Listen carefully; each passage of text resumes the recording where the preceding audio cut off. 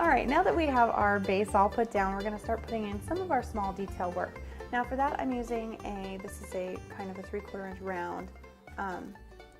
And what's great about this is really good for line work because it holds a lot of your paint, and so when you pull it you get these nice kind of more steady lines. And what I'm going to do is I'm going to pull in some much darker, deeper saturated colors now. First I have my brown, and I'm going to pull in a little of that kind of foresty green. And I am going to incorporate some of that other green that we already mixed up that's already kind of hanging out there. And you can see how, and don't worry about that orange, we will use it. I know it's kind of sitting there, you're all wondering about it. We will get to the orange. So now all I'm going to do is I'm going to just take it and kind of, this is where more of the realism starts to come in. We're going to make little sections where we pull up these long lines, sort of like the reeds.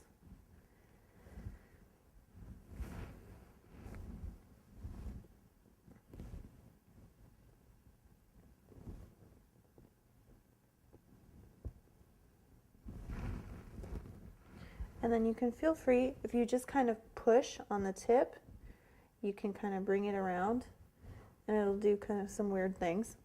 And that's what we're looking for. We're not looking for super hyper realism here. We're looking for camouflage.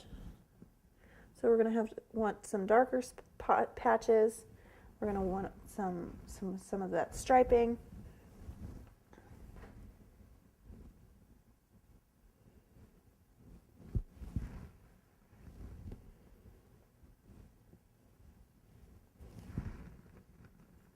I'm going to pull in a little more brown as I kind of work my way around. Now don't worry if your lines look a little severe, because we're going to go back all over this again and it'll kind of mellow those lines out. But you do want some of that detailing.